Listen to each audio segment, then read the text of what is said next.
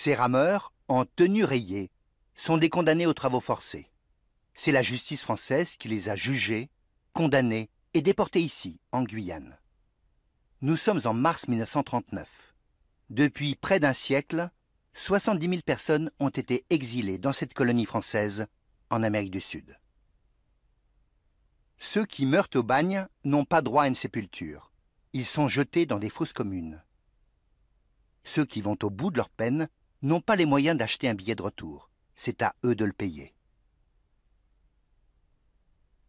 En 1939, il n'y a toujours pas la moindre route en Guyane. À peine quelques kilomètres de voies ferrées. Et des bagnards sont encore utilisés comme main-d'œuvre dans des conditions proches de l'esclavage. Plusieurs pénitenciers ont été ouverts dans cette colonie. Il est extrêmement rare que des reporters soient autorisés à venir filmer ces condamnés aux travaux forcés, jusque sur les chantiers forestiers. Qui sont ces reporters? Et pourquoi ont-ils été autorisés à passer près de 2 mois sur place pour faire ces images? Et comment se fait-il que malgré les campagnes virulentes contre le système pénitentiaire, ce que l'on a surnommé le bagne de Cayenne soit encore en activité en 1939? Cayenne. La ville compte 15 000 habitants. C'est un peu la capitale de la colonie, grande comme 2 fois la Suisse. Voilà la rue de la Liberté. Un instant. Sur la droite, après le carrefour, c'est le tribunal correctionnel. Au bout de la rue, à 800 mètres, c'est le port. Et derrière les palmiers, la grande place de l'hôtel du gouvernement. C'est là que les reporters filment Monsieur le gouverneur, assis au centre, avec 2 militaires. L'officier à droite a mis ses décorations. Rares sont les visites de journalistes avec une caméra et une recommandation du ministre des colonies. Pendant leur séjour à Cayenne, les reporters Pierre-André Martineau et Raymond Méjat font beaucoup d'images de Monsieur le gouverneur. C'est avec son accord et sous son contrôle qu'ils vont filmer dans la colonie. Autre jour, autre costume. Monsieur le gouverneur, Robert Schott-Plassot, est attendu pour une visite du pénitencier de la ville de Cayenne. Tiens, la caméra est déjà à l'intérieur. Pas de garde, et il suffit de pousser la grille pour que le visiteur n'ait pas à patienter. Selon le règlement, le gouverneur est tenu à inspecter régulièrement les différents pénitenciers de Guyane. Cette visite a été d'autant plus simple à organiser pour les reporters que celui de Cayenne est un peu la vitrine officielle de l'administration pénitentiaire. Les conditions de vie sont moins dures qu'ailleurs. Cette grille aussi a été déverrouillée et la caméra mise en place avant l'arrivée du visiteur. À Cayenne, ils sont à peine 300. Tous sont condamnés aux travaux forcés, souvent pour crimes de sang. Pour des peines de 1 à 8 ans, ils sont obligés de rester encore en Guyane un temps égal à celui de leur condamnation. Si la peine est supérieure à 8 ans, c'est l'exil à perpétuité. On appelle ces bagnards des transportés. Mais à Cayenne, le régime est un peu particulier. Ils sont là pour bonne conduite. Ici, ils ont droit à des moustiquaires. Il n'y en a pas dans les autres pénitenciers. Le caméraman, Raymond Méjat, filme maintenant la distribution du petit déjeuner. Il est peu probable que cela se passe tous les jours de façon aussi confortable. Et que les parties de cartes soient toujours aussi enjouées. À Cayenne, les transportés travaillent gratuitement pour les services publics de la ville. D'autres sont envoyés dans des familles pour faire le ménage, la lessive. Ce sont eux aussi qui s'occupent des jardins. Un instant, la tenue de tous les bagnards de Guyane est à rayures rouges et blanches, mais à force de lavage et de soleil, le rouge est passé et le blanc a grisé. En 1939, la Guyane française et ses immenses forêts attirent surtout des chercheurs d'or. Pour rejoindre le Brésil ou la Guyane hollandaise, Le plus rapide est de longer la côte. Voici les principaux pénitenciers où les deux reporters sont allés filmer. Cayenne, c'est le plus connu. À l'ouest, en face du village de Kourou, à 14 km au large, les petites îles de Saint-Joseph, du Diable et de Royal, où des condamnés sont placés en isolement. Encore plus à l'ouest, sur la rive droite du fleuve Maroni, il y a Saint-Laurent, le plus grand des pénitenciers, et Saint-Jean, à 16 km au sud. C'est toujours à Saint-Laurent que les condamnés débarquent et sont enregistrés. Voici l'arrivée à Saint-Laurent. 200 km séparent Cayenne de l'embouchure du Maroni. Et il faut encore remonter le fleuve sur 34 km pour rejoindre la ville du plus grand pénitencier. À peine débarqués, tous les condamnés sont photographiés. Les tentatives d'évasion sont fréquentes. Le portrait pourra toujours servir à un avis de recherche. Depuis l'ouverture du bagne, plus de 50 000 transportés ont purgé leur peine ici. En 1939, ils sont encore 1500. C'est le matin, avant le départ pour les travaux forcés.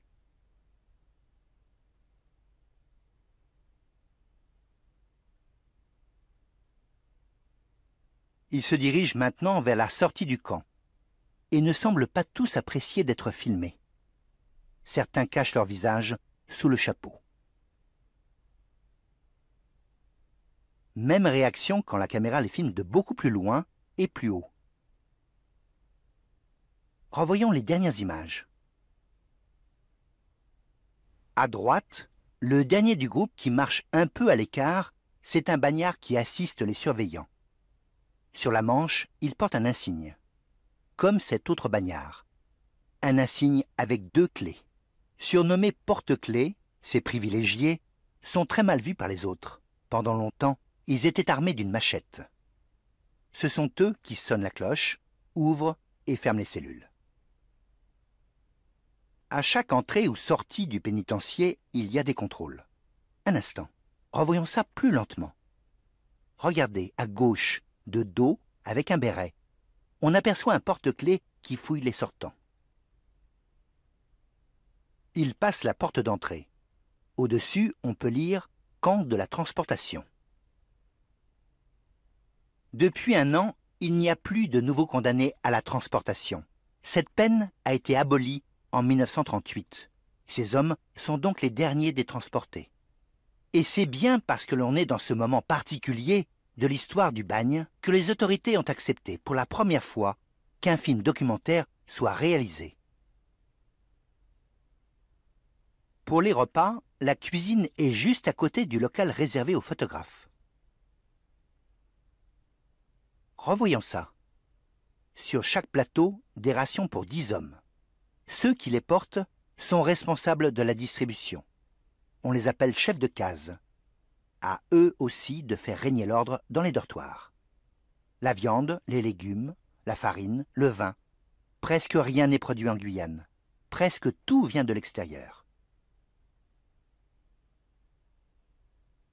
En principe, les condamnés font leur lessive le dimanche, jour de repos.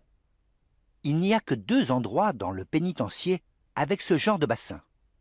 L'un des 2 est à côté du mur de séparation avec le quartier des bagnards les mieux notés. Sur ce plan du pénitencier, long de 245 mètres sur 120 mètres, voilà les 2 bassins et le mur de séparation. La scène est donc filmée ici. À droite, les bâtiments pour ceux qui ont une bonne conduite. À gauche, les autres logements. On les appelle des cases. En tout, il y a 12 cases. Au bout, à droite, là, c'est la double porte d'entrée du camp. Lorsqu'un bagnard est condamné à mort pour un crime commis pendant sa peine, c'est ici qu'une guillotine est installée. Ces photos ont été faites lors d'un simulacre organisé pour les reporters. L'image de gauche a été prise pendant le montage de la guillotine. Sur celle de droite, le bourreau porte la main sur la nuque du condamné. Au pénitencier, les exécutions sont toujours confiées à des bagnards. En 1939, Pour une guillotine en France, il y en a 2 en Guyane. L'autre sert dans les îles du Salut. Ces 3 îles sont à 14 km au large du continent. Les rameurs, qui assurent la liaison entre elles, sont des transportés. Le travail est dur, mais il y a quelques avantages. Ils sont mieux nourris et se livrent à de petits trafics. Sont envoyés à Royal, la plus grande des 3 îles, tous les condamnés qui ont tenté de s'évader. Voici le pénitencier de Royal. À gauche, l'hôpital des condamnés. Ces images sont prises du haut du phare. C'est dans l'une des cours, sur les 5 pierres plates qui sont au sol, que la seconde guillotine est installée pour les exécutions. Et c'est dans cette île que Raymond Méjat a rencontré quelques condamnés célèbres. René Jean, le boucher, Guy Davin, le secrétaire, Francis Lagrange, le faussaire, et Bébert le tatoué sont un peu des vedettes que les journalistes autorisés à venir en Guyane demandent souvent à rencontrer. Un peu habitués à se raconter à la presse écrite, beaucoup moins devant une caméra. René Jean, marié, sans enfant, 50 ans. Boucher de profession, il a assassiné plusieurs personnes, notamment des bouchers concurrents. Il est là depuis 15 ans. Sa peine a été alourdie pour tentative d'évasion en Guyane hollandaise. Guy Davin, marié, 33 ans, condamné il y a 6 ans pour des vols de voitures, puis le meurtre d'un ami américain. Guy Davin vient d'un milieu bourgeois. À l'île Royale, il fait office de secrétaire du directeur du pénitencier. Revoyons ces images. Elles ne sont pas prises sur le vif, mais mises en scène. Raymond Méjat a bien placé sa caméra pour filmer l'arrivée de Guy Davin au bureau du directeur. Avant d'entrer, il frappe poliment à la porte. Hop, la caméra est maintenant à l'intérieur. Comme un acteur, Guy Davin a rejoué son entrée. Encore un changement de place de la caméra. Le directeur, lui aussi, fait bien l'acteur. Un instant. L'affaire Guy Davin a été très médiatisée en France.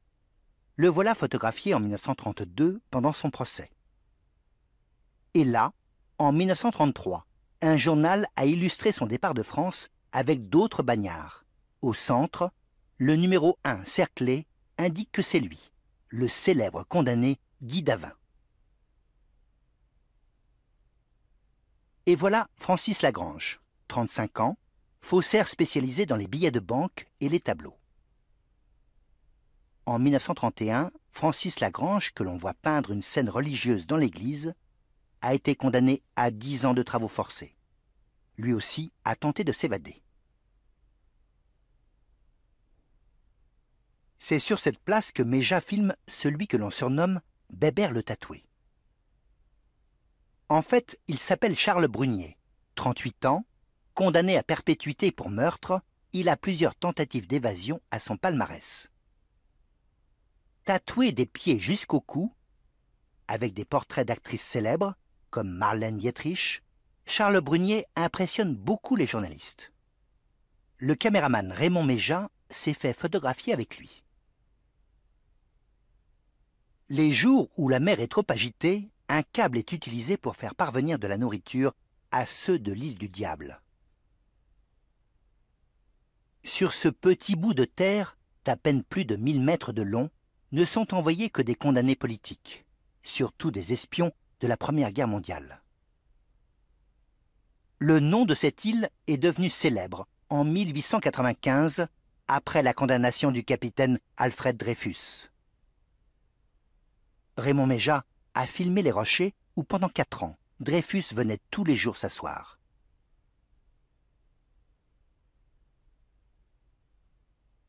C'est à Saint-Joseph, la 3e île, que les conditions de détention sont les pires. À Saint-Joseph sont envoyés ceux que les autorités veulent sévèrement punir. Petit retour en arrière. Là, le petit animal qui monte, c'est un chat. À Saint-Joseph, les rats pullulent, d'où la présence de chats amenés par l'administration pénitentiaire. Ce sont des porte-clés qui distribuent la nourriture aux détenus par de petites trappes. Les punitions peuvent se prolonger des années. Les bagnards sont surveillés depuis ce chemin de ronde au-dessus des cellules. Encore une fois. Sur le plancher, il y a de la paille pour étouffer le bruit des pas lors de rondes discrètes et en chaussons. Aux îles du Salut, à Cayenne et au Grand Bagne de Saint-Laurent, il n'y a que des condamnés à la transportation. À Saint-Jean, la situation est différente. C'est entre le bagne de Saint-Laurent et celui de Saint-Jean qu'il y a la seule piste de Guyane. 16 km seulement. Pour le personnel pénitentiaire, le moyen de transport le plus fiable, c'est celui-ci. On l'appelle le pouce.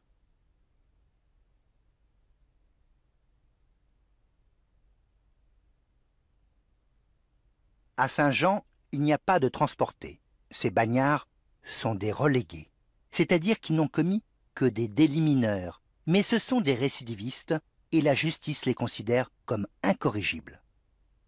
Lorsque ces images sont prises, ils sont 1300, condamnés à rester en Guyane toute leur vie. Revenons aux premières images. Au centre, le bagnard de dos, c'est le clairon. À 5 heures, il a déjà sonné le lever. Il vient de claironner le départ au travail. Il est 6 heures. L'ambiance est très tendue à Saint-Jean. La transportation est abolie, mais pas la relégation. Les derniers sont arrivés il y a 4 mois. Ils éprouvent un sentiment de grande injustice. Les tentatives d'évasion sont nombreuses. Et l'administration du camp, que l'on voit là, fait preuve d'une extrême sévérité. À droite, c'est le commandant Limouze. Il dirige Saint-Jean depuis 1931, période déjà troublée par des révoltes de relégués. Méja tourne des images de relégués à l'extérieur du camp que l'on aperçoit un peu plus loin. Ils sont eux aussi contraints aux travaux forcés. Les tâches les plus dures sont celles de forestiers. À Saint-Jean, les premières causes de mortalité sont le paludisme, la fièvre jaune, la dysenterie et la tuberculose. Pendant la Seconde Guerre mondiale, les privations et restrictions seront telles que près d'un tiers de ces hommes ne survivra pas. Depuis la fin du XIXe siècle, l'embarquement des bagnards se fait toujours depuis le même petit port français. Ces images ont été prises au début des années 1910, à l'île de Ré, au port de Saint-Martin, pour montrer au public des salles de cinéma un départ de condamnés à la déportation en Guyane. Ceux-là sont des transportés. On les reconnaît au long bonnet qu'ils portent tous.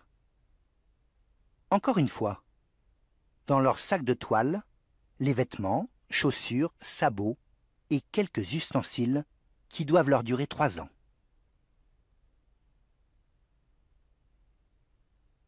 Cette allée conduit du pénitencier de Saint-Martin, que l'on aperçoit en arrière-plan, jusqu'au port. C'est maintenant au tour des relégués. Les relégués, eux, portent des chapeaux à large bord. Pas de feuilles aux arbres, nous sommes en hiver. Les 2 départs annuels ont généralement lieu en juillet et en décembre. Les proches et les curieux peuvent y assister, à condition de se tenir à distance. Avant de traverser l'Atlantique, le navire fait parfois cap vers le sud pour aller chercher des hommes condamnés par la justice française en Algérie, mais aussi en Tunisie et au Maroc. C'est au port d'Alger qu'ils sont embarqués. En décembre 1938, pour le dernier transport de relégués, ils ont été 63 à rejoindre les 610 prisonniers déjà à bord. Il faut ensuite compter 2 bonnes semaines pour rejoindre l'Amérique du Sud. Et c'est à Saint-Laurent-du-Maroni que tous les condamnés sont débarqués. Revenons à Cayenne en 1939, avec d'autres images prises dans la ville par les reporters Martineau et Méja. Cet homme et lui aussi sont d'anciens bagnards, des libérés. La plupart des libérés survivent difficilement. Il n'y a pas de travail et ils souffrent d'ostracisme. Des rues leur sont même interdites d'accès. Défense absolue aux libérés de circuler dans cette rue sous peine de procès verbal. Le message est clair. Depuis quelques années, l'armée du salut s'est implantée en Guyane pour les aider, comme ici, avec des repas en échange de petits travaux. À Saint-Laurent, elle a ouvert un foyer d'accueil. Elle est la seule à aider les libérés à quitter la Guyane. En près de 2 mois, les reporters ont sillonné la région comme jamais personne n'avait eu la permission de le faire avant eux. Ils ont passé du temps à Cayenne, à Saint-Jean, plusieurs jours au grand pénitencier de Saint-Laurent. Ils ont embarqué avec des canotiers. Ils ont fait des rencontres à l'île Royale. Ils ont pu entrer à Saint-Joseph, aller à l'île du Diable, et ils se sont même intéressés au sort des libérés. Avec toutes ces images, Martineau, le réalisateur, a fait un film auquel il a donné le titre suivant. Martineau reconnaît que le bagne est un échec, mais il minimise la dureté des conditions de vie et il s'autorise parfois des mises en scène, comme cette séquence tournée à Saint-Jean. Certes, le climat en Guyane n'est pas particulièrement malsain, mais comme dans la plupart des régions équatoriales, le paludisme y sévit. Aussi, chaque jour après l'appel, une distribution de quinine est-elle faite aux forçats. Malheureusement, ces derniers méconnaissent pour la plupart tant de sollicitude et refusent avec un stupide mépris le bienfaisant breuvage. Les relégués qui souffrent du paludisme ont été surpris par cette distribution exceptionnelle de quinine organisée pour la caméra. Petit retour en arrière. Mal à l'aise, mécontents, peut-être même en colère, ils sont plusieurs à baisser la tête pour cacher leur visage derrière leur chapeau.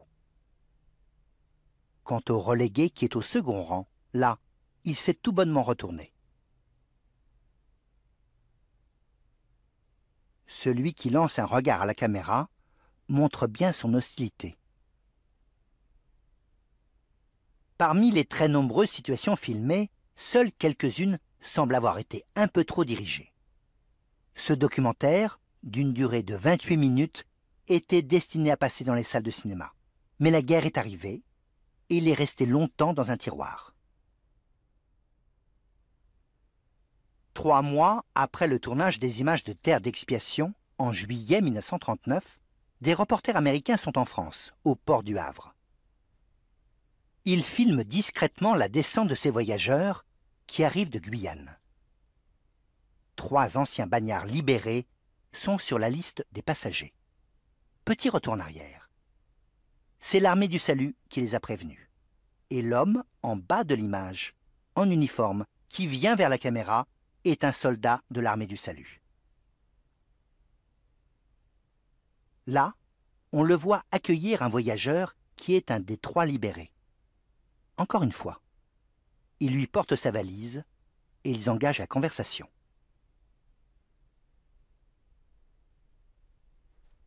En voici un autre. 2 personnes de l'armée du salut s'approchent de lui et à droite, avec un chapeau clair et une valise, c'est le 3e homme qu'ils attendent.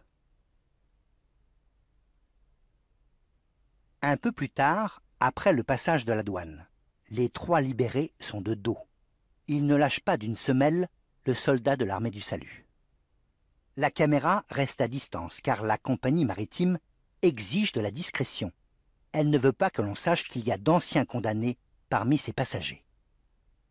Nous sommes maintenant à la gare du Havre. Derniers échanges entre le plus âgé des libérés et les représentants de l'armée du salut. Tout s'est bien passé, mais bientôt, à cause de la guerre, il n'y aura plus de retour possible en France. Il faudra attendre 1945 pour qu'il puisse à nouveau être organisé. Charles Brunier sera lui aussi aidé par l'armée du salut, mais il ne reviendra en France qu'en 1949. Francis Lagrange partira la même année il ira s'installer aux Antilles, à Fort-de-France. Quant à Guy Davin, il parviendra à rentrer à Paris au début de l'année 1950. Et ce n'est que 3 ans plus tard, en 1953, avec la fermeture définitive du bagne, que les derniers forçats seront rapatriés.